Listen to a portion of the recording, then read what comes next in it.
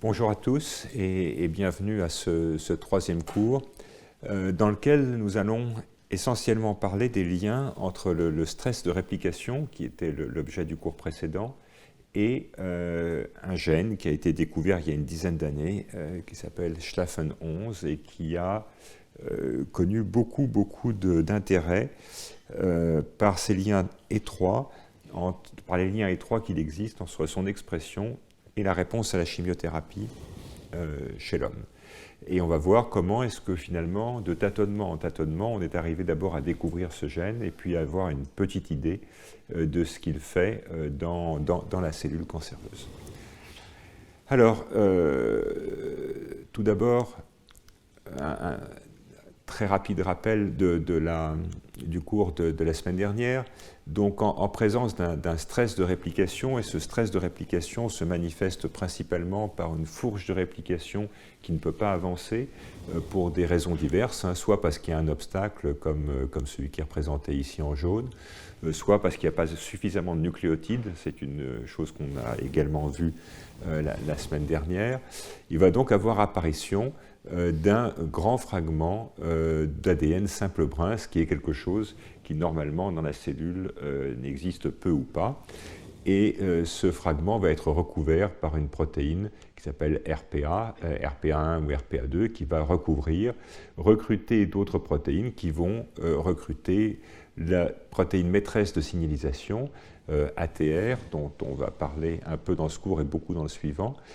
Et ATR, qui est une kinase, va phosphoryler un effecteur qui s'appelle CHK1, qui va avoir toutes sortes d'actions, actions qui ont pour but principal de protéger la cellule contre ce signal de danger qu'est ce fragment simple brun. Donc, d'abord, une action sur toutes les kinases qui contrôlent la progression dans le cycle cellulaire, qui vont toutes être inhibées, de manière à arrêter aussi vite que possible la réplication quand elle est enclenchée, et puis des réponses de protection, d'abord en bloquant donc l'avancée de cette fourche de réplication anormale, en recrutant des protéines de réparation, comme le complexe de recombinaison homologue ou le nucleotide excision repair, en recrutant également des protéines qui vont permettre la stabilisation de cette fourche,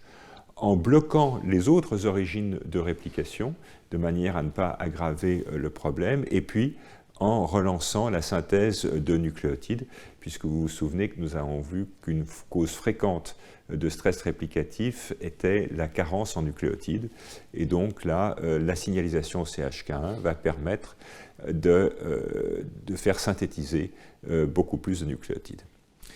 Donc, en gros, c'est une réponse de protection, c'est une réponse adaptative, transitoire, qui ne provoque pas la mort. Et on va voir même dans le cours prochain que, en fait, c'est une réponse protectrice très efficace, puisqu'il y a dans les cancers établis, il y a un certain nombre d'inhibiteurs de cet enzyme, des inhibiteurs d'ATR, qui vont avoir une action majeure pour tuer les cellules cancéreuses. Bon. Alors, comment est-ce qu'on arrive à SLFN? Eh bien, en fait, ça a commencé avec une étude du Broad Institute à Harvard, qui a lancé un projet qu'on qualifierait peut-être, qui à l'époque était un projet vraiment pharaonique, dans lequel ils ont récupéré pratiquement 1000 types de lignées cellulaires différentes. Et sur ces 1000 lignées, ils ont fait une caractérisation complète, caractérisation génomique au sens large, en cherchant les mutations, les signatures mutationnelles, les délétions. Et vous voyez que ces lignées représentaient, avaient en tous les cas comme prétention, comme vocation, de représenter l'intégralité des cancers qui peuvent frapper l'homme. Donc, une caractérisation très complète, comme le Broad sait très bien le faire, d'expression, mutation ponctuelle. Et ils ont ensuite cherché à caractériser l'effet des médicaments anticancéreux connus, sur toutes ces lignées, avec, vous voyez, 24 médicaments testés à 8 concentrations différentes. Donc je vous laisse imaginer le nombre d'expériences que ça représente. Évidemment, tout ça a été fait par des robots, et donc ils ont pu déterminer finalement quelque chose qui ressemble à un IC50, c'est-à-dire la concentration de médicaments pour lesquels on va avoir la moitié de l'effet maximal. Et ils ont donc cherché à avoir bien sûr un certain nombre de contrôles positifs. Alors voilà un contrôle positif qui vous est montré. Ce sont des lignées présentant la mutation de BRAF qui est extrêmement fréquente dans les mélanomes. Et on voit que des inhibiteurs de BRAF qui sont représentés ici en vert ou en rouge vont avoir un effet majeur qui les différencie des cellules de mélanome qui ne présentent pas de mutation de BRAF. Donc c'était un témoin positif montrant que l'approche était valable. Et ils vont essayer de corréler finalement cette sensibilité aux médicaments avec à peu près tout ce qu'ils avaient sous la main.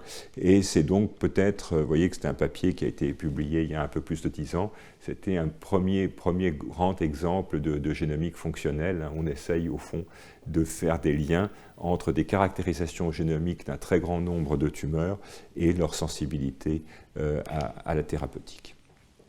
Et puis, et ça, bien sûr, c'est une sélection de ce qu'ils ont trouvé et montré. Ils trouvent un gène, STAFN11, dont on va voir tout à l'heure ce que c'est, qui est extrêmement lié à la sensibilité aux inhibiteurs de topoisomérase. Et donc ça vous représente la sensibilité de ces lignées.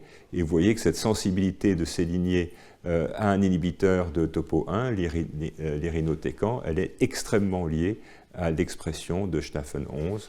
Vous voyez, plus l'expression est élevée, plus la sensibilité est grande. Et donc, ils ont pu par ailleurs voir que l'expression de STAFN11 était extrêmement variable. Vous voyez, elle est représentée ici en échelle logarithmique avec certains tissus qui expriment très fortement ce gène. Ici, bien sûr, c'est de l'ARN, c'est d'expression en ARN messager, ce n'est pas de l'expression en protéines, ce qui aurait été beaucoup plus difficile à tester. Et que par ailleurs, pour certains types de tumeurs, on va avoir une expression très très large et même dans certains cas bimodale, ce qui suggérait qu'on pouvait être dans des situations de oui ou non, et on va voir que c'est effectivement le cas. Donc vous voyez une approche quasi industrielle de cette question des relations entre sensibilité à un médicament et caractéristiques génomiques de tumeurs. Alors, exactement la même année, et de manière plus ou moins indépendante, un autre groupe, celui d'Yves Pommier au NIH à Washington, a fait une approche beaucoup plus minimaliste, avec finalement seulement 60 lignées et seulement un type de médicament, des inhibiteurs de topoisomérase 1, dont le laboratoire d'Yves Pommier était un des endroits vraiment très spécialistes au monde. Et vous voyez qu'il y a une relation absolument évidente et majeure entre l'expression de ce gène STAFN11 et la sensibilité à la camptothecine ici. Donc un lien inattendu, parce que personne ne connaissait vraiment ce gène avant ça, entre l'hypersensibilité à ce médicament et l'expression d'un gène, et vous pouvez voir que c'était vrai dans des lignées, à peu près quelle que soit leur origine, avec des lignées en particulier épithéliales, mais pas seulement, qui sont de types différents, et qu'au sein de ces différents groupes, on a toujours cette relation extrêmement forte entre STAFN et la sensibilité à l'inhibiteur de topoisomérase 1. Alors, face à une observation surprenante comme celle-ci, on va chercher bien entendu à la valider, et donc avec des techniques d'extinction du gène par siRNA dans un certain nombre de lignées, ils vont faire le contrôle évident que l'autre groupe n'avait pas fait, c'est-à-dire de chercher à voir si en éteignant l'expression de la protéine Staphen 11, que vous voyez ici en extinction donc de l'expression protéique, est-ce qu'on va changer la sensibilité aux médicaments, et le contrôle positif fonctionne très très bien, c'est-à-dire qu'effectivement quand on effondre l'expression de Staphen, on va avoir une sensibilité bien plus grande c'est la courbe rouge, on va avoir une sensibilité bien plus grande aux médicaments. Alors, ils ont bien entendu fait les contrôles évidents, ils ont cherché d'autres médicaments qui allaient également induire des cassures de l'ADN, comme les toposides, l'inhibiteur de topo 2 ou le cisplatine, et ils observent exactement la même chose, donc quelque chose qui était bien plus fort que ce qu'avait observé l'autre groupe. Donc ça, c'est les témoins positifs qui semblent lier l'expression de cette protéine avec la sensibilité à différents types de médicaments, mais qui ont tous la caractéristique d'induire du stress réplicatif ou des cassures d'ADN. Et puis, ils vont avoir un contrôle négatif avec des médicaments qui n'induisent pas de stress réplicatif, comme le Taxol, qui est un poison des microtubules, et dont vous voyez que là, pour le coup, l'expression de Staphen n'a strictement aucun effet sur la sensibilité à ces médicaments. Des contrôles ici en pouvoir clonogénique, hein, et vous voyez qu'en réponse à la camptothecine, on va abroger en fait l'effet antitumoral de la camptothecine en supprimant l'expression de ce gène.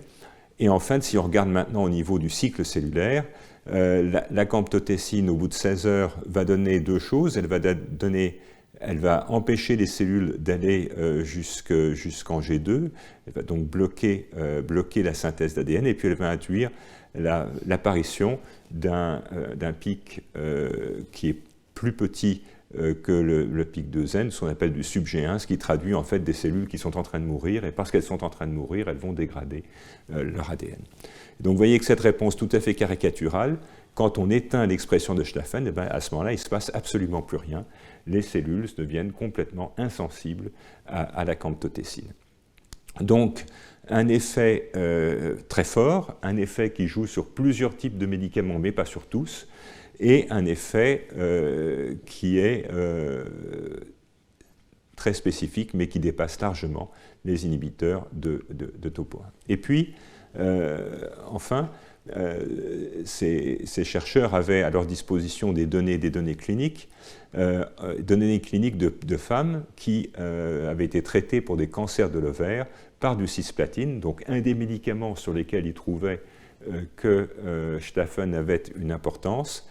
Et si on divise maintenant ce groupe de patientes entre celles dont la tumeur exprimait beaucoup de Staphen et celles dont la tumeur en exprimait peu, eh bien, vous voyez qu'il y a un impact sur la survie qui est absolument majeur, traduisant donc le fait que ces observations qui avaient été faites sur des systèmes de lignées cellulaires avaient une certaine relevance, pour ne pas dire une relevance certaine, à ce qui se passe lors de la chimiothérapie de patients. Donc Staphen était une protéine importante, et donc vous voyez, c'est toujours en 2012, à partir de 2012, il a commencé à avoir des travaux importants, et que je vais vous présenter aujourd'hui pour essayer au fond de comprendre quel est l'impact de cette protéine sur la réponse au stress.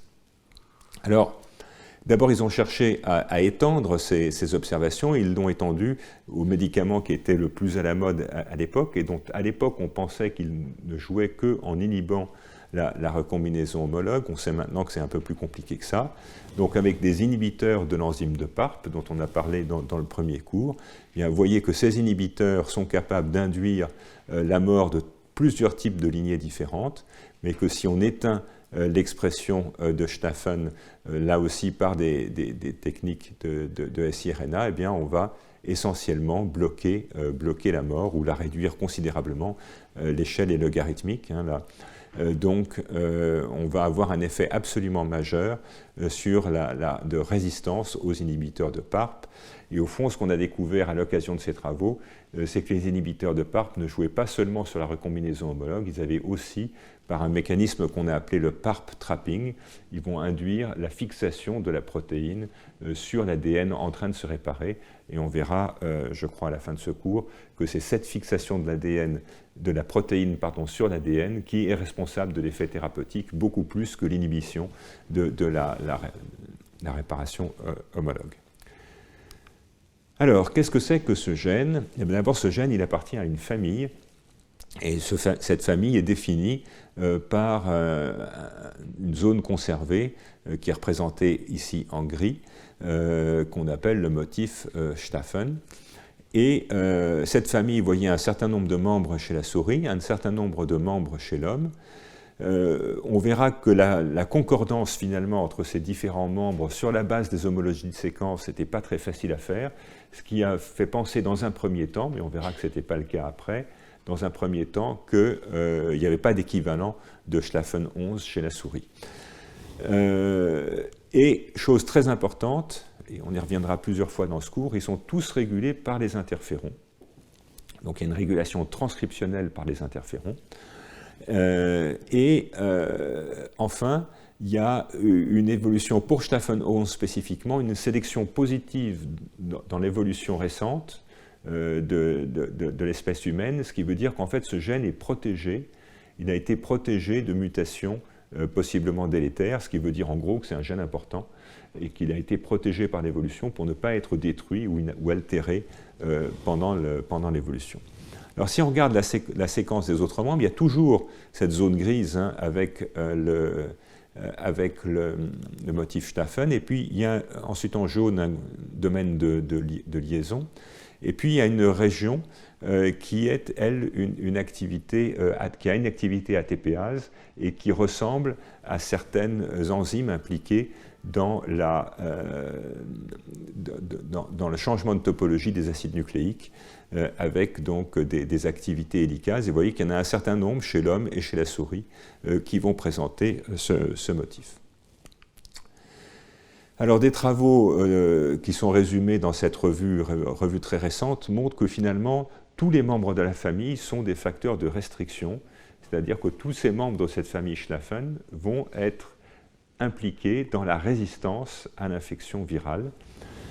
Et cette résistance à l'infection virale, donc qui joue sur toutes sortes de virus différents, vous voyez le HIV, mais aussi le virus influenza, le virus de la varicelle, les virus de la famille herpès, le CMV, bref, de très très nombreux virus, avec des mécanismes un peu différents, mais qui, dans beaucoup de cas, font appel à une interaction avec des acides nucléiques, en particulier avec des ARN, et dans certains cas, et on va le voir dans un instant, la capacité donc, de ces protéines Staphen à se fixer sur des ARN de transfert et à cliver ces ARN de transfert, et donc détruire l'ARN de transfert qui, comme vous le savez, est une structure essentielle pour la synthèse des protéines. Et l'idée, c'est que par ce mécanisme, ils vont être capables de cibler plus spécifiquement la synthèse des protéines virales par rapport à la synthèse des protéines cellulaires. Donc une famille importante avec des actions aussi qui peuvent jouer sur le noyau, avec même des gènes viraux qui sont des gènes qu'on appelle immediately, qui vont avoir en fait pour fonction de détruire des gènes cellulaires qui sont protecteurs de l'infection, et donc certains membres, comme Staphen 5, vont être ciblés par ICP0, qui est une protéine bien connue pour s'attaquer finalement à toutes les protéines qui seraient en mesure de freiner ou de bloquer l'infection virale. Alors, comment est-ce qu'on pense que ceci fonctionne? Eh bien, d'abord, il a été montré que si on cherchait à voir la synthèse d'une protéine du virus HIV, la protéine P24, eh bien, l'extinction de Staphen allait permettre une synthèse très augmentée de la protéine P24 pendant l'infection virale, ce qui veut dire que dans ce système-là, la fonction de Staphen, c'est de freiner la synthèse de cette protéine P24 du virus HIV. Et ça se passe par le contrôle de la traduction. et en particulier en jouant sur la sélectivité de codons. Vous savez qu'il y a un acide aminé peut être codé sur l'ARN par plusieurs types de codons différents, et qu'il y a des usages de codons. Certains organismes, certains virus vont utiliser préférentiellement certains codons par rapport à d'autres. Et c'est le cas ici, et ça a été montré de manière tout à fait élégante avec une expression, une expérience tout à fait simple, dans laquelle les auteurs, ceci d'ailleurs a été publié dans Nature en même temps, quasiment que les liens entre Schnaffen et stress réplicatif, où donc les auteurs ont regardé la synthèse d'une protéine qui est la protéine GFP, qui est une protéine fluorescente qui vient de la méduse, donc pas du tout d'un organisme de mammifère, et puis d'une protéine qui a été optimisée, qu'on appelle le GFP, dans laquelle justement on a changé la séquence pour optimiser l'usage de codons et faire que le GFP s'exprime beaucoup mieux dans des cellules eucaryotes, dans des cellules de mammifères, parce qu'elle utilise les mêmes codons que les mammifères. Et ce que vous voyez, c'est qu'en fonction de l'expression de Schnaffen, on va induire un découplage. Si Schnaffen est fortement exprimé, on va avoir une très faible expression de la protéine pour laquelle les codons ne sont pas optimisés, alors qu'à l'inverse, on a une expression très forte de l'EGFP. Et si à l'inverse, on éteint l'expression de Schnaffen, on a exactement l'inverse. On a une synthèse bien meilleure de la GFP et une synthèse normale seulement de l'EGFP. Donc cette expérience très simple, couplée à beaucoup d'autres que je ne vous présente pas, suggérait effectivement que c'est par la déplétion du pool des ARN de transfert spécifiques de certains codons que Schnaffen allait exercer cet effet sur la réplication virale. Alors, comment est-ce que, ça évidemment, vous allez me dire à juste titre, mais ça n'a strictement rien à voir avec le stress réplicatif, et vous avez tout à fait raison. Ce sont des travaux publiés peu de temps après, dans lesquels les gens ont commencé à s'intéresser à Schnaffen, qui ont montré qu'en fait, Schnaffen était capable d'aller se fixer sur les sites de lésions à l'ADN. Alors, avec une expérience extrêmement simple et très élégante, dans laquelle, en fait, par des artifices, on est capable, sur des cellules vivantes, de tirer un trait avec un laser, et ce trait avec le laser va en fait casser l'ADN le long de tous les points d'impact. Et ce faisant, donc, vous allez quasiment faire un coup de couteau à l'intérieur du noyau de la cellule, ce qui veut dire que vous allez induire des dégâts à l'ADN, mais que ces dégâts à l'ADN vont être alignés les uns avec les autres, ce qui permet de les visualiser, même s'il y en a très peu. Et c'est ce qui vous est représenté ici. Vous voyez, ici, c'est une double immunofluorescence. On a tiré un trait avec le laser. On a donc recruter la protéine RPA2 qui va se fixer sur ces zones lésées, et vous voyez que de manière extrêmement efficace et après un temps très court, on va avoir le recrutement de Schnaffen exactement aux mêmes endroits, suggérant donc que Schnaffen est capable de se fixer sur les zones de dégâts, que ce soit des zones de cassure double brin ou des zones de cassure simple brin.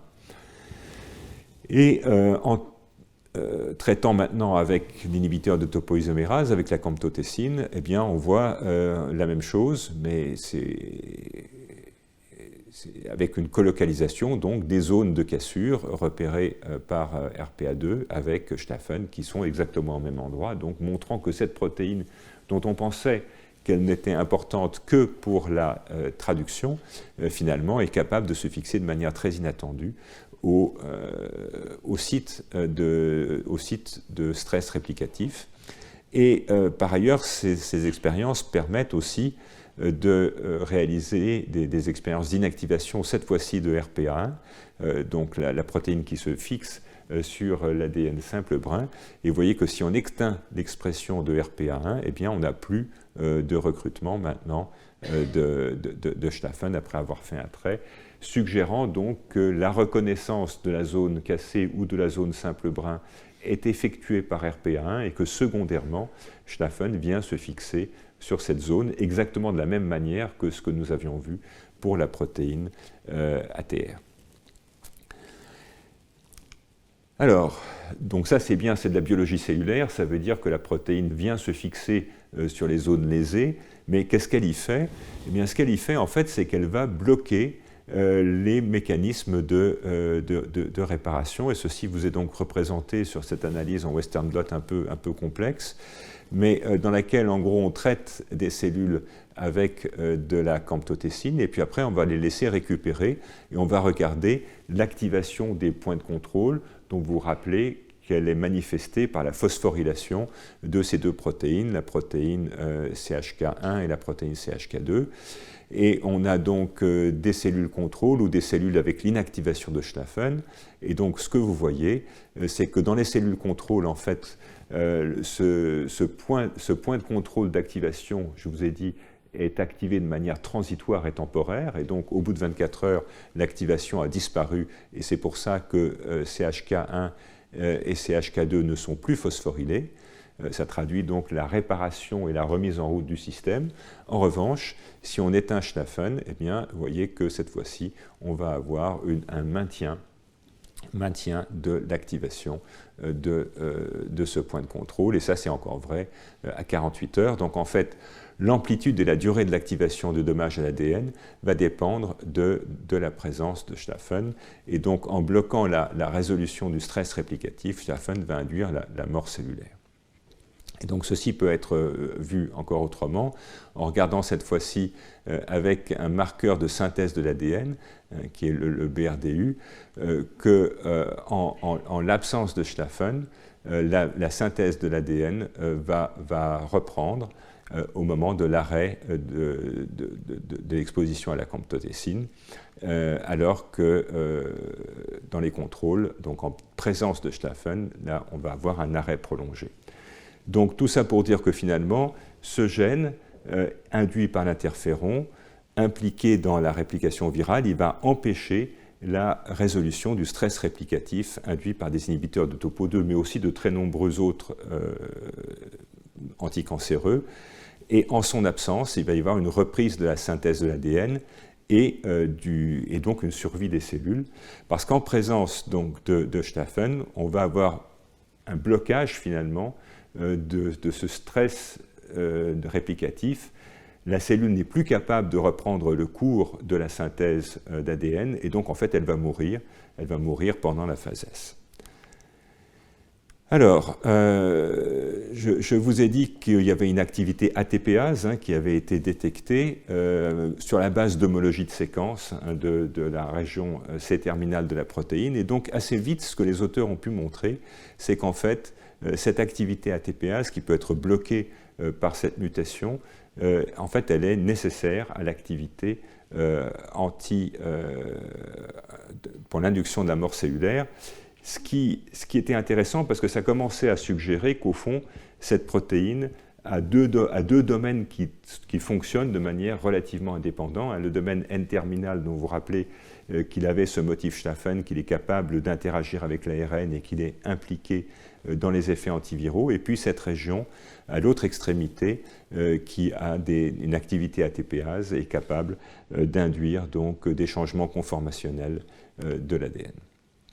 Alors, en fait, les scientifiques aiment bien les explications simples et unicistes, si j'ose dire, et donc il avait été proposé initialement, à travers des papiers que je ne vous présente pas, que Schlaffen exerçait ses effets sur le point de contrôle G1S à travers le contrôle de l'expression des deux kinases maîtresses ATR et ATM, à travers son domaine RNase, en déplétant donc les ARN de transfert codant pour le codon TAA, dont les auteurs pensaient qu'il était fortement surreprésenté dans les protéines ATR et ATM, un peu comme il l'était dans les protéines du HIV. Donc un modèle qui suggérait que le mécanisme au fond soit exactement le même que le mécanisme de l'effet antiviral.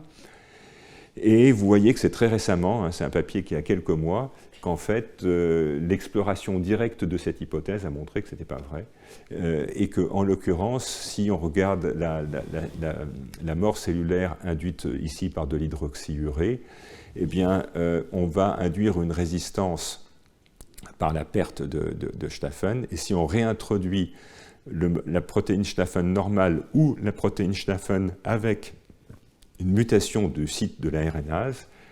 Donc si on inactive, si on perd l'activité de la région N-terminale de la protéine sur les ARN de transfert, vous voyez qu'en fait il ne se passe absolument rien, c'est exactement la même chose, ce qui veut bien dire que l'efficacité sur le stress réplicatif n'est pas porté par ce domaine Schnaffen, il est porté par l'autre côté. Et effectivement, une expérience extrêmement simple montre que la production de la protéine ATR ici, elle est finalement pas du tout dépendante de l'activité de Schnaffen. On peut enlever Schnaffen, on peut remettre ensuite du Schnaffen normal ou du Schnaffen muté. En fait, il ne se passe absolument rien sur l'expression de la protéine. Et donc, cette proposition, qui avait été faite une dizaine d'années auparavant, n'est pas du tout soutenue par des évidences expérimentales, ce qui veut dire que c'est probablement de l'autre côté, effectivement, de la protéine qu'il faut chercher le mécanisme. Alors, les auteurs ensuite ont cherché à comprendre ce qui pouvait se passer une fois que cette protéine se fixe, puisque vous avez compris qu'elle se fixe finalement sur ces origines de sur ces fourches de réplication stressées, elle se fixe directement et elle va complètement bloquer le cycle cellulaire. Alors comment est-ce que ça se passe? Pour ça, les auteurs ont développé des approches qu'on appelle d'ataxiques, en fait, dans lesquelles on va chercher à savoir si la chromatine est ouverte ou fermée. Et ils vont regarder donc sur un certain nombre de gènes qui étaient situés proches des origines de réplication, s'il va y avoir un effet de la camptotécine et si cet effet est dépendant de la présence de Schnaffen ou du mutant de liaison à l'ATP. Et très schématiquement, plus il y a de rouge, plus la chromatine est ouverte, plus elle est accessible. Et de manière très très claire, ici, on voit que le traitement par la camptotécine va avoir un effet majeur sur la topologie de l'ADN. Il va en fait contribuer à ouvrir l'ADN et que cette ouverture de l'ADN, elle est strictement dépendante de la présence de Schnaffen et elle est très largement perdue avec ce mutant ponctuel qui était un mutant qui n'a plus de fonction. Donc ça, c'est une observation vraiment importante, inattendue, et qui peut être représentée d'une autre manière, en voyant finalement un paramètre d'ouverture de la chromatine à proximité des points de démarrage de la transcription. Donc, vous voyez là qu'en fait, il y a finalement peu de sites qui sont ouverts avant traitement à la camptotécine. On traite avec la chimiothérapie, vous voyez qu'on a une ouverture massive de ces séquences autour des promoteurs à 2 heures et qui est maintenue à 4 heures. Et vous voyez que cette ouverture, finalement, elle est très largement bloquée par l'absence, par l'inactivation de la protéine Schnaffen. Donc, qu'est-ce qu'on va trouver en fait au voisinage de cette ouverture de la chromatine? Eh bien, de manière tout à fait intéressante, on va voir des gènes qui sont bien connus quand on étudie la réponse au stress, qui sont des gènes qu'on appelle immediate early. Et ces gènes immediate early, ce sont des gènes qui sont activés par un très grand nombre de stress. Ce sont des gènes qui répondent tout de suite au stress, d'où leur nom, immédiat précoce. Et quand on regarde cette liste, on trouve des gènes comme ATF3, comme FOS, EGR, FOS qui doit être quelque part par là, JUN. Bref, des gènes qui sont connus pour participer à la réponse immédiate au stress. Et ce que vous voyez très clairement, c'est que ces gènes, ils sont massivement induits quand Schnaffen est présent, et ils ne sont pas du tout induits quand Schnaffen n'est pas présent. Donc ça, parmi ces gènes, un certain nombre sont connus pour être des cibles de P53, mais en fait, les auteurs ont montré que l'induction de ces gènes, dans ces cas-là, n'est pas dépendante de P53. Même si P53 est activé, ce n'est pas P53 qui va être responsable de l'activation de ces gènes. Ça peut être montré par des lignées dans lesquelles on avait inactivé la protéine P53. Donc ça veut dire que cette protéine, elle va se fixer sur des origines sur des fourches de réplication stressées, et à travers cette fixation directe, elle va avoir un effet en transe où elle va pouvoir activer la transcription de gènes qui sont impliqués dans la prise en charge du stress précoce. Et donc ça a conduit les auteurs à proposer le modèle suivant dans lequel on a un stress de réplication.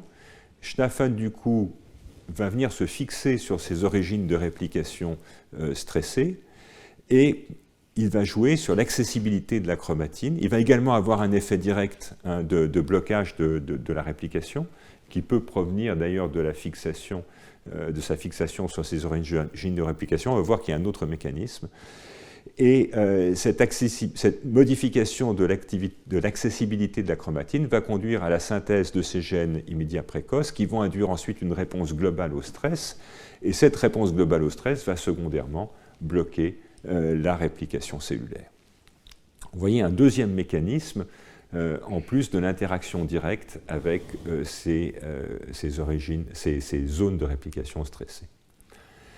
Alors le troisième mécanisme a été découvert un peu par hasard, vous voyez 2 ans après, dans lequel les auteurs ont pu montrer en comparant des lignées, cette fois-ci sauvages, ou dans lesquelles ils avaient réalisé par des techniques de CRISPR une inactivation stable de la protéine Schnaffen, qu'une protéine extrêmement importante dans ce que je vous ai présenté au premier cours sous le nom de licensing, le fait de donner l'autorisation finalement à un complexe de commencer à séparer par son activité hélicase des brins de l'ADN. Et donc ce complexe MCM, il va être régulé par la présence des origines de réplication et par cette protéine CDT1 qui va être capable de donner le signal pour que le complexe d'hélicase commence à séparer les 2 brins de l'ADN. Eh bien, ce que vous voyez, c'est qu'en fait, en réponse à l'administration de cet inhibiteur de topoisomérase 1, on va avoir très rapidement dans les cellules sauvages une disparition dès 12 heures, une disparition de cette protéine qui va être dégradée. Les auteurs ont mis en évidence les mécanismes de dégradation, on ne va pas s'attarder, mais vous voyez qu'on a, quand on quantifie cet effet, un effet absolument majeur sur la synthèse d'ADN. Et donc, en fait, la dégradation de CDT1 va empêcher, bloquer complètement l'activation de nouvelles origines de réplication et finalement, elle va rendre définitive et irréversible l'arrêt de cycle. Donc, cette cellule dont le cycle a été interrompu par un défaut de réplication de l'ADN va rentrer dans un système dans lequel il ne peut plus se répliquer du tout, et ne pouvant plus se répliquer du tout, en fait, il va mourir. Donc, si on résume ce qu'on a vu jusqu'à présent, on a 2 mécanismes de sauvegarde complémentaires, avec ATR qui a été donc le premier découvert, qui va induire un arrêt transitoire du cycle cellulaire global après sa fixation sur des domaines simples bruns. Son activation va bloquer de nouvelles origines de réplication et induire la réparation de ces origines bloquées, relancer la synthèse de nucléotides. C'est donc une réponse adaptative et protectrice dont l'inhibition, on le verra dans le prochain cours, va induire en fait de manière très efficace et très spécifique la mort en bloquant un système de sauvegarde. A l'inverse, Schnaffen 11 se fixe également à travers les protéines RPA 1 et 2 sur les domaines simples bruns. Il va bloquer la fourche de réplication, il va ouvrir la chromatine à proximité des fourches de réplication, et puis il va avoir des effets transcriptionnels majeurs sur les immediate early et dégrader la protéine responsable du licensing, CDT1, ce qui va bloquer définitivement la réinitiation de la réplication. Ainsi, l'activation de ce système va induire la mort. Alors, on peut se demander, au fond, pourquoi est-ce que dans un domaine aussi actif que le domaine de la réparation de l'ADN, on a mis si longtemps à trouver cette protéine Schnaffen. On verra qu'en fait, beaucoup des lignées qui avaient été utilisées jusqu'à ce moment-là pour étudier les relations entre cycle cellulaire et chimiothérapie sont en fait Schnaffen négatives. Et donc on avait trouvé l'autre système, puisque le système Schnaffen avait été perdu, et on verra comment et pourquoi est-ce qu'il avait été perdu bientôt. Donc toujours la même équipe a cherché à savoir comment est-ce qu'on pouvait maintenant cibler des cellules qui ont perdu Staphen 11 et qui sont donc essentiellement résistantes à la chimiothérapie. Pour ça, ils ont mené une approche tout à fait classique, hein, avec une lignée sauvage et une lignée dans laquelle le gène avait été inactivé par CRISPR. Ils vont donner un certain nombre de siRNA qui vont permettre d'inactiver jusqu'à 1 millier de gènes, et ensuite ils vont traiter ou pas à la camptothécine et chercher une surreprésentation des siRNA qui ont donc modulé l'effet de mort induit par la camptothécine. Et quand on fait ça, on trouve beaucoup de gènes qui ne font rien, et puis plus on avance dans un score élevé, plus le gène en question a une importance sur le phénomène qu'on étudie, c'est-à-dire ici la mort induite par la camptothécine, et de manière tout à fait remarquable, quand Staphen est présent, on va trouver essentiellement des polymérases, mais quand Staphen est absent, ce qui ressort en premier lieu, c'est ATR et CHIK1, c'est-à-dire les protéines qui justement participent à la protection et à la réparation de ces origines de réplication stressées. Et donc ça a conduit les auteurs à essayer de savoir s'il existe une complémentation possible. Finalement, est-ce que l'effet de mort induit par l'inhibiteur d'ATR, que vous voyez ici en comparant les ronds rouges et les triangles rouges, est-ce que, en réponse au traitement, donc ici avec des inhibiteurs de PARP, vous voyez qu'en bloquant la réponse d'ATR, on va accélérer la mort. Comme on l'a vu tout à l'heure, si on n'a pas Staphen, on a essentiellement une survie qui est bien meilleure. Donc Staphen induit la résistance aux inhibiteurs de PARP, c'est ce qu'on a vu tout à l'heure. Mais si maintenant on rajoute un inhibiteur d'ATR, vous voyez qu'on va récupérer complètement la mort. Ce qui veut dire que les deux systèmes, finalement, sont des systèmes complémentaires de prise en charge du stress réplicatif, que l'inhibition d'ATR va induire la mort par hyperréplication, et l'activation de Staphen va induire la mort par arrêt définitif des fourches de réplication. Et quand ce système Staphen n'est plus présent, on va pouvoir récupérer une mort cellulaire par l'inhibition de la voie ATR. Et donc ceci a conduit les auteurs à proposer ce modèle, hein, en fait, dans lequel, avec un inhibiteur de PARP, on va avoir fixation étroite de la protéine PARP sur l'ADN, qui va induire du stress réplicatif. Si la voie Staphen est présente, on va induire directement la mort par l'intermédiaire de ce blocage irréversible du cycle cellulaire. Si la voie Staphen est inactivée, on va pouvoir avoir une mesure de protection maintenant par la voie ATR, et cette voie de protection peut être inactivée par l'inhibiteur de la voie ATR qui va à ce moment-là induire la mort. Alors, est-ce qu'on a tout compris finalement? Peut-être pas. Peut-être pas, parce que plus récemment encore, les mêmes auteurs ont fait un crible qui, cette fois-ci, n'était plus un crible sur des gènes, mais un crible sur des médicaments. Et donc, ils ont comparé la toxicité de toute une série de médicaments sur des cellules qui étaient Staphen positives ou Staphen négatives. Et donc, ils ont d'abord eu leur témoin positif qui étaient évidemment les inhibiteurs de topoisomérase. Et donc, comme attendu, puisque c'est comme ça que ça a été découvert, comme attendu, les inhibiteurs de topoisomérase vont conduire à une mort préférentielle des cellules sauvages pour Staphen. Et à l'inverse, il y a des médicaments qui vont cibler de manière préférentielle les cellules qui ont perdu Staphen. Et les auteurs en ont trouvé au moins 3 types, qui au moins rapportés dans cette publication. Ils ont trouvé d'abord des inhibiteurs de kinases qui régulent le cycle cellulaire, comme CDK7 ou la polo-like kinase 1. Mais ils ont également trouvé, et ça ils n'ont pas vraiment exploré, des médicaments qui vont mimer les glucocorticoïdes, et puis surtout, ils vont trouver un produit qui est l'inhibiteur de la voie de l'ubiquitination, donc qui va contrôler, entre autres, la stabilité des protéines. Et vous voyez qu'il y a une très forte toxicité de ces inhibiteurs d'ubiquitination qui n'ont pu vérifier indépendamment en regardant la synthèse d'ADN en réponse à cet inhibiteur. Et vous voyez que en présence sans Schlafen, les cellules vont arrêter leur cycle beaucoup plus rapidement.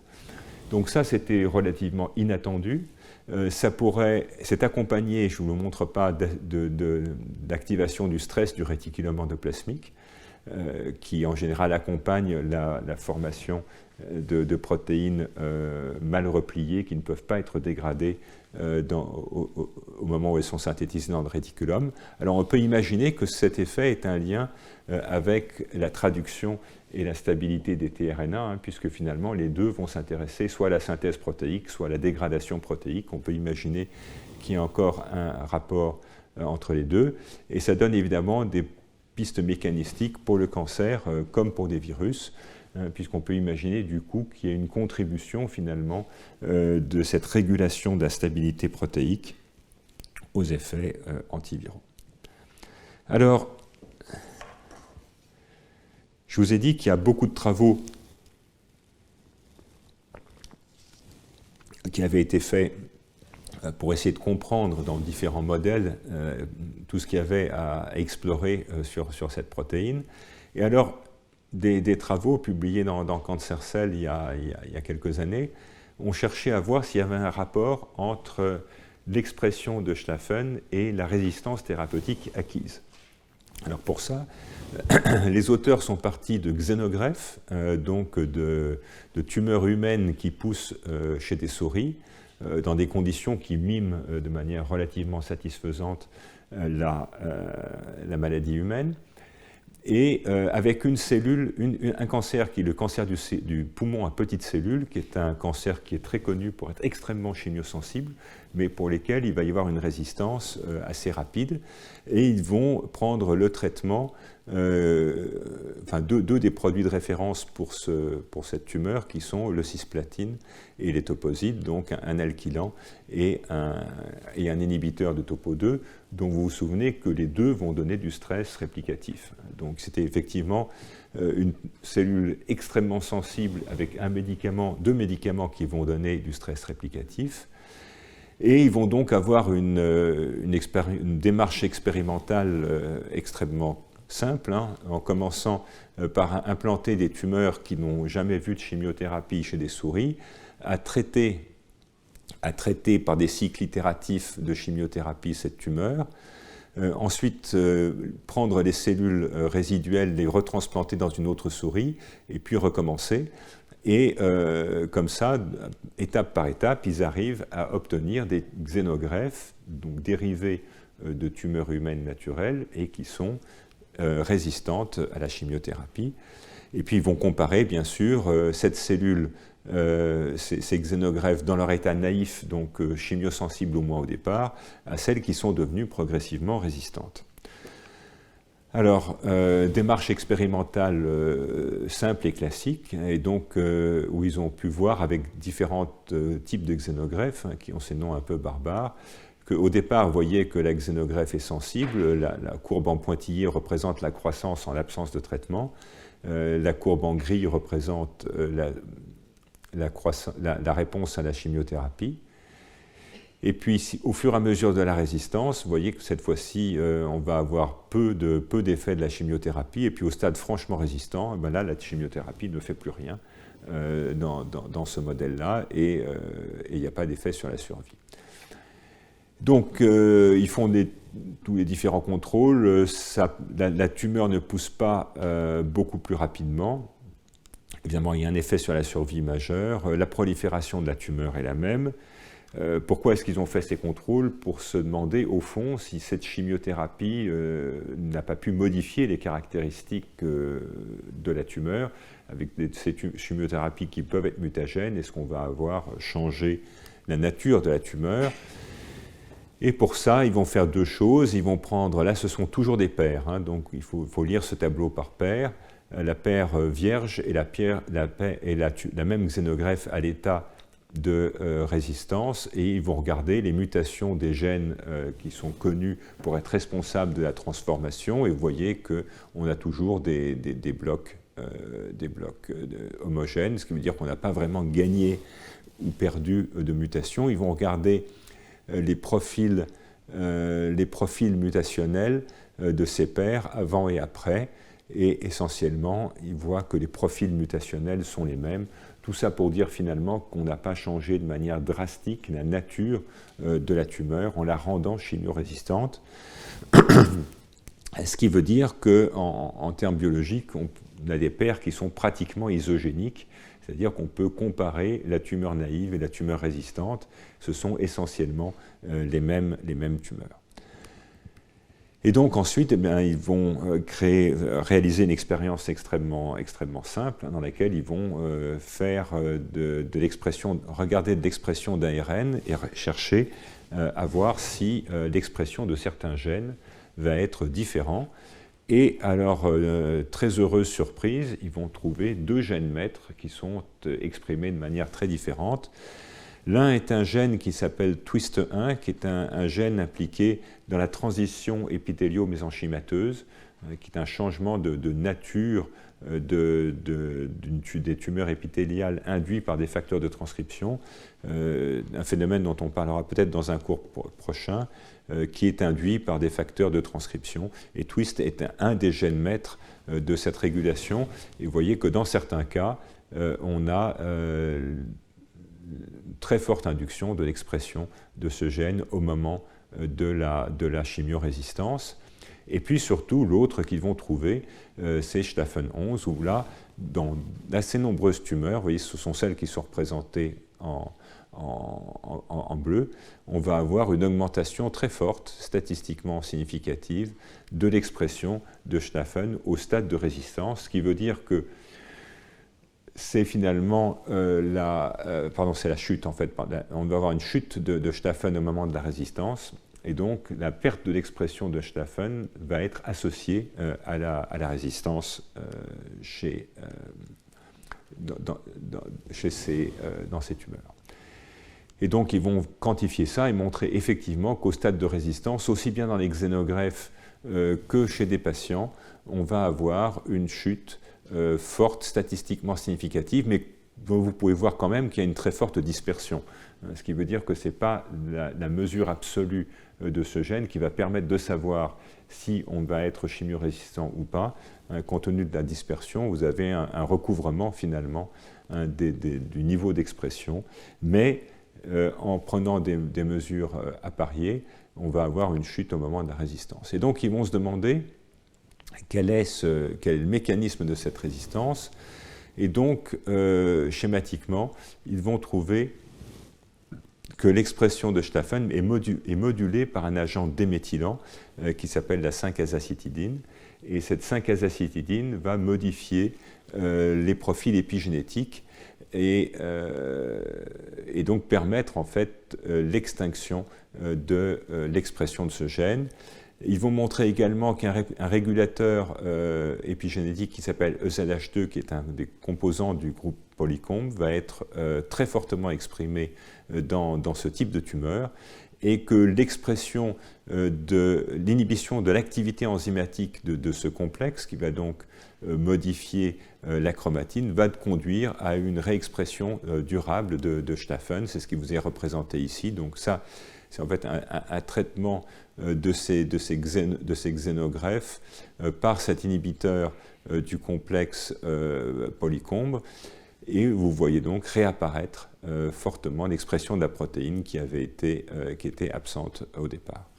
Et donc ça ouvrait évidemment une possibilité de manipulation thérapeutique de ce complexe de répression épigénétique qui est bien connu. Et donc avec élément de complexité supplémentaire, c'est que l'expression de ce régulateur maître EZH2, de ce complexe de répression, est induite par la chimiothérapie. Mais néanmoins, avec des traitements combinés avec donc la chimiothérapie et l'inhibiteur de l'activité de Polycombe, on va avoir une coopération extrêmement claire avec finalement, vous voyez, des tumeurs qui ne poussent plus alors qu'elles étaient devenues résistantes à la chimio seule. Donc ceci ouvre des perspectives en fait.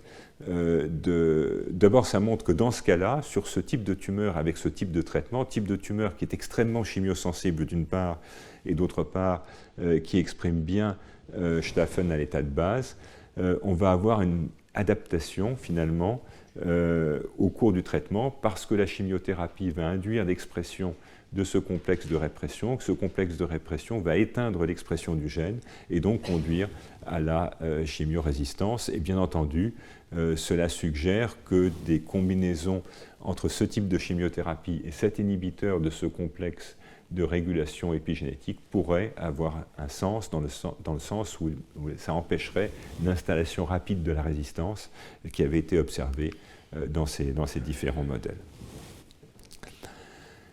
Alors, revenons à la souris,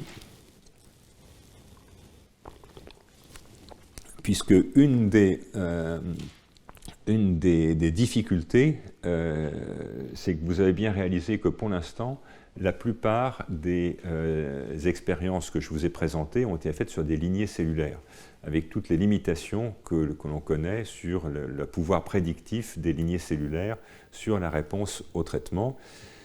Et donc, les biologistes moléculaires en particulier auraient bien voulu avoir des modèles un peu plus propres, et en particulier des modèles dans lesquels on peut inactiver la fonction par manipulation génétique chez la souris.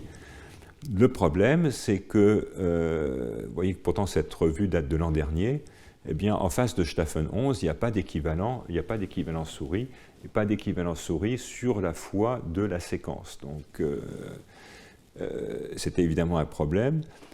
Mais ce que souligne cette image, c'est que finalement, une activité fonctionnelle, elle n'est pas forcément détectée au mieux par la comparaison de séquences, et peut-être que des comparaisons fonctionnelles permettraient de trouver un meilleur homologue.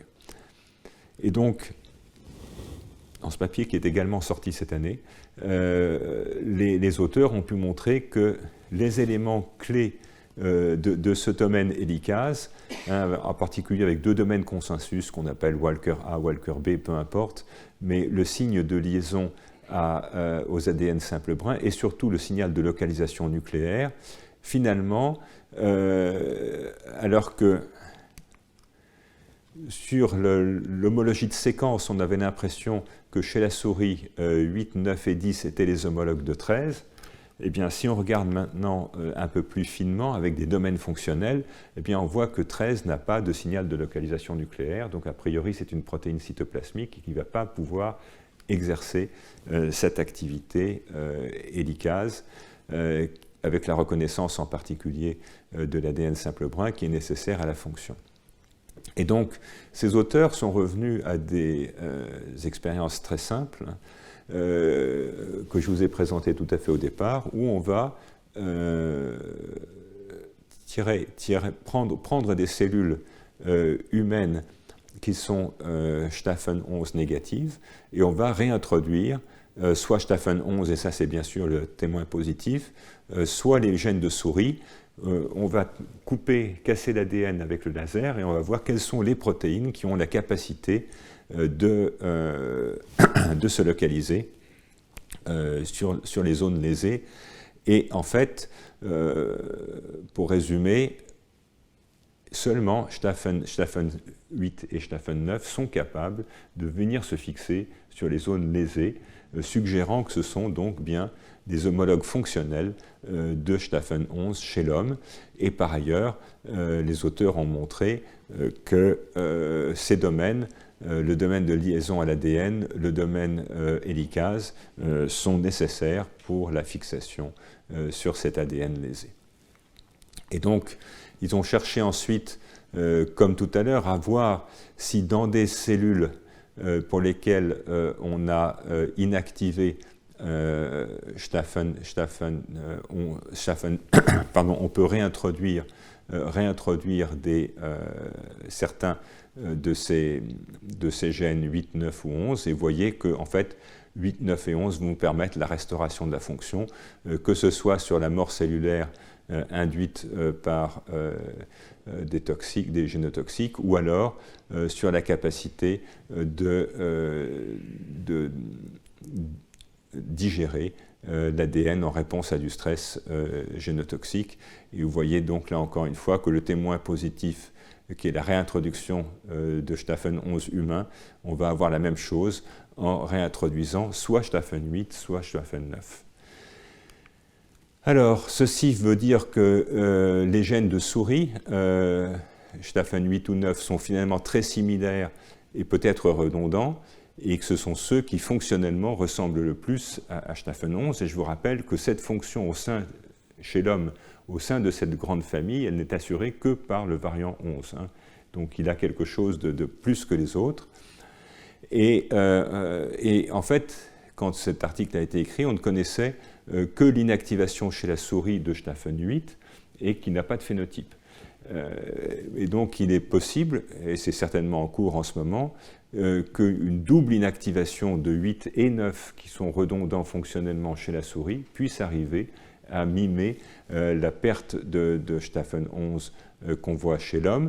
Et donc ceci permettrait de développer des modèles de tumeurs pour lesquels, de manière spontanée, on va avoir perte de cette fonction, et finalement donc que toute cette analyse fonctionnelle qui a été faite sur des lignées cellulaires humaines soit reprise dans des contextes in vivo chez la souris, qui permettrait bien sûr des approches beaucoup plus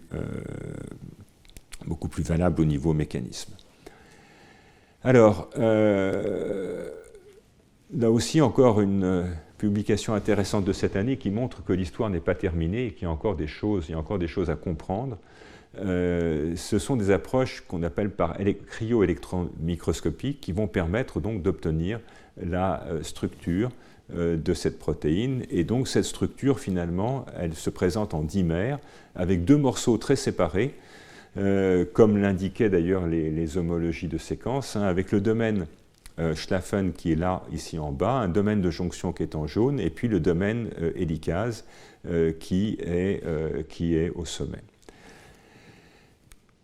Donc, ces auteurs ont d'abord regardé la partie hélicase, et sans rentrer dans les détails, ils sont capables de montrer qu'en fait, on a une poche dans laquelle on va pouvoir fixer des ARN de transfert, et que ces ARN de transfert vont pouvoir être clivés par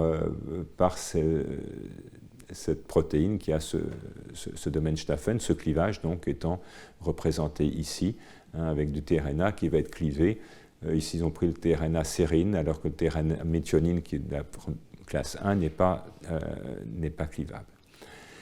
Et puis, ils ont pu regarder également un site de liaison aux métaux qu'ils ont détecté, et ils vont montrer qu'en fait, l'activité est induite par la présence d'ion manganèse.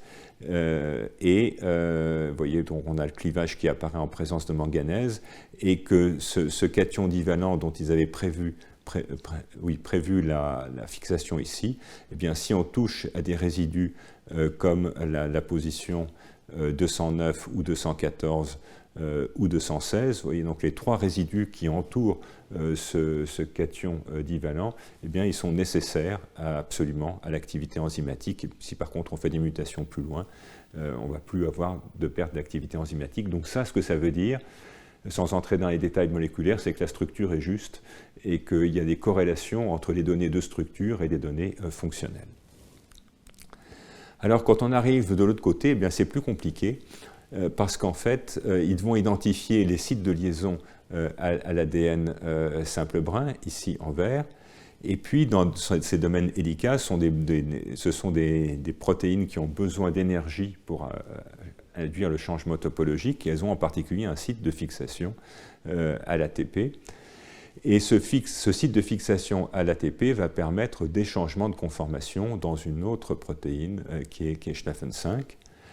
Et en revanche, ce qu'ils observent, c'est que pour Staphen 11, eh bien, il n'y a pas de changement de conformation induit par l'ATP. Et ceci s'explique en fait par le fait que le site où devrait normalement se fixer l'ATP, en fait, sur la structure cristalline, il n'est pas accessible. Et donc ça soulève des questions importantes, qui sont des questions pas encore résolues, qui est de dire au fond, cette activité hélicase de Staphen 11, elle nécessite bien sûr la fixation des nucléotides, et ça veut dire que soit il y a besoin d'une modification post-traductionnelle pour qu'elle devienne efficace, c'est-à-dire qu'en gros, par une modification post-traductionnelle, la structure va changer, et comme la structure va changer, les nucléotides vont pouvoir se fixer, soit il y a besoin d'un partenaire, donc il y a une autre protéine qui va venir se fixer à Staphen 11, et en se fixant à elle, elle va changer sa conformation et permettre la fixation d'ATP. Et je vous rappelle que cette activité hélicase, elle est nécessaire à tous les effets qu'on a vus sur le stress réplicatif. Et à l'inverse, par contre, le domaine exonucléase, qui va jouer sur la stabilité des ARN de transfert, lui, il est spontanément actif, et donc il n'a pas besoin d'avoir de modification de partenaire pour être actif. Donc ça veut dire qu'en fait, il manque une clé. Il manque une clé pour comprendre comment cette protéine agit. Et ceci donc traduit peut-être la diversité finalement des fonctions qui ont été vues avec ces fonctions de blocage des fourches de réplication, ces fonctions de changement de la chromatine, ces fonctions de dégradation de partenaires essentiels à la réplication. Vous voyez donc une protéine qui est très multifonction, indépendamment de sa capacité à dégrader les ARN de transfert, et que donc on ne comprend pas forcément toutes ces fonctions parce qu'il nous manque encore une clé de lecture. Alors pour finir, je voudrais vous parler un petit peu de thérapeutique expérimentale, donc d'un papier qui est sorti il y a peu de temps et qui cherchait à combler finalement un hiatus qui existe entre des études qui sont extrêmement mécanistiques sur des lignées, dont j'ai souligné à plusieurs reprises que c'était des modèles qui étaient très imparfaits. Mais ce que vous pourriez me rétorquer à juste titre, c'est que, bon, des lignées c'est bien, mais là il y a des validations cliniques. Et donc il a été montré dans de très nombreuses séries de patients traités par de très nombreuses chimiothérapies induisant du stress oxydant différentes, qu'en fait, effectivement, l'expression de Staphen 11 allait avoir un impact majeur sur la survie. Donc on a finalement des données extrêmement solides en termes de relevance, qui sont des données cliniques, avec, encore une fois, plusieurs types de cancers, plusieurs types de traitements, et puis des observations sur des lignées. Et pour essayer de rentrer dans les mécanismes, on n'a pas encore vraiment de modèle in vivo, comme je vous l'ai dit, du fait de l'absence d'orthologue chez la souris. Et donc ceci ne va pas permettre pour l'instant de trancher entre les différents mécanismes. Et donc ce que ces auteurs ont réalisé, en fait, c'est d'étudier de la préclinique sur les xénogreffes en essayant de voir comment on allait pouvoir lier les caractéristiques de ces xénogreffes avec la sensibilité au traitement, et est-ce qu'on peut par ailleurs étendre un certain nombre des observations qui avaient été faites, et en particulier, on va le voir, la synergie avec les inhibiteurs d'ATR. Et puis, ce que montrent ces études, c'est qu'au fond, dans une indication qui est ici, qui sont des cancers du sein triple négatifs, donc des tumeurs qui n'expriment pas de récepteurs aux oestrogènes, qui prolifèrent extrêmement rapidement, qui sont mutés pour P53, on va voir que les auteurs proposent que des inhibiteurs de topo 1 aient une implication majeure dans la réponse thérapeutique. Donc, comment se présentent ces données? Eh bien, de manière assez simple, avec ce qu'on appelle un waterfall plot, ou une représentation en rideau d'eau, hein, avec finalement chacune de ces colonnes représente une xénogreffe différente, pour lesquelles, dans des modèles de souris, on a pu regarder l'effet du traitement. Et donc, quand on est en bas, ça veut dire que le traitement a été très efficace. Si on est à 100%, ça veut dire qu'on a éradiqué la tumeur sur l'espace de temps où on a observé. Et puis, à l'inverse, de l'autre côté, ça veut dire que malgré le traitement, la tumeur a continué à progresser.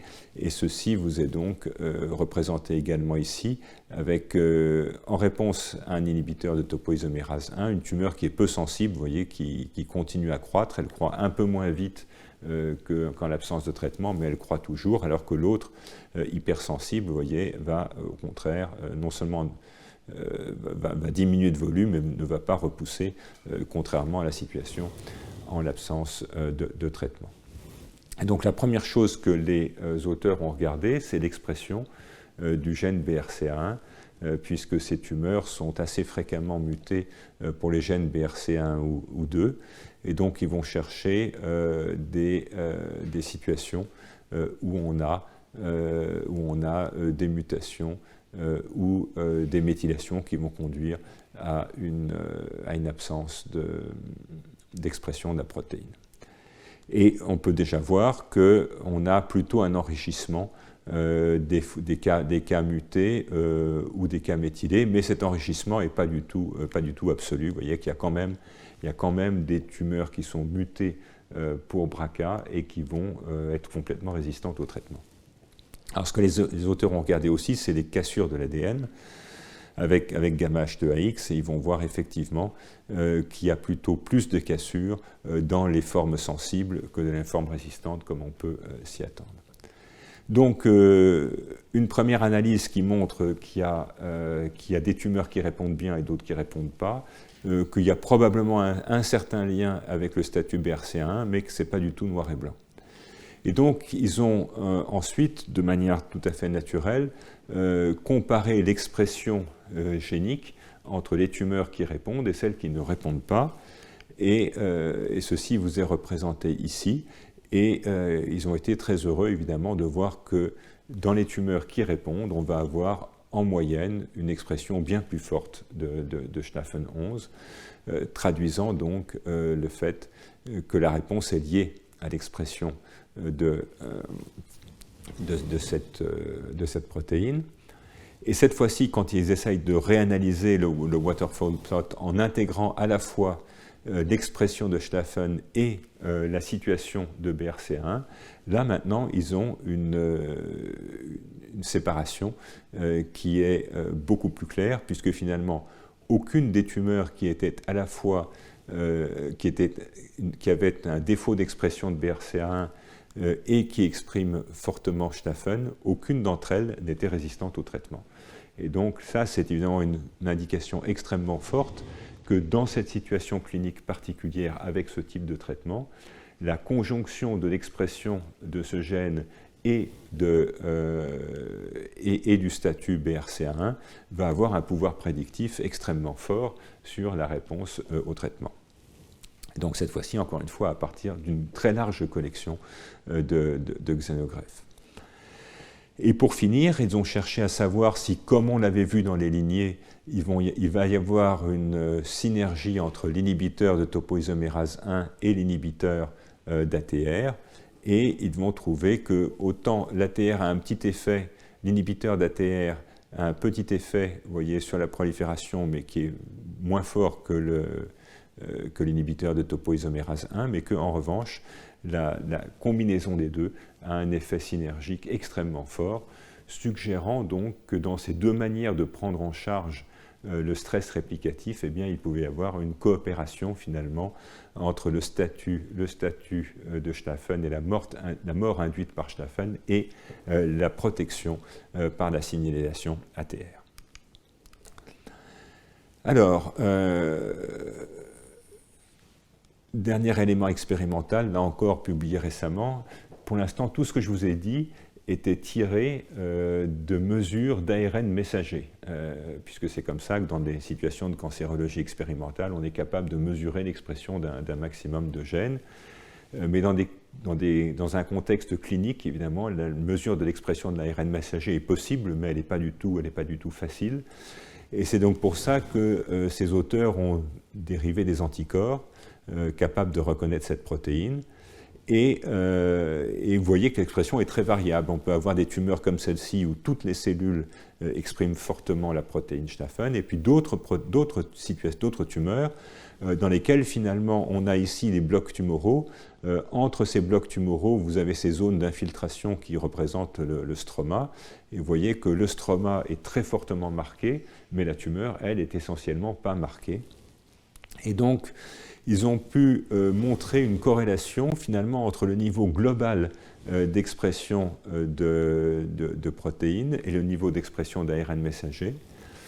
Et en corrélance aussi avec les résultats cliniques, ils ont pu voir que même un marquage dans le stroma avait une certaine importance, et que donc un marquage stromal avait probablement, comme on peut le voir ici, avait probablement un impact sur l'évolution du pronostic à long terme. Alors ça, c'est un peu surprenant, et on y reviendra dans le cours prochain, puisque rappelez-vous, je vous ai dit que tous les membres de la famille Staphen, et en particulier Staphen 11, sont inductibles par l'interféron.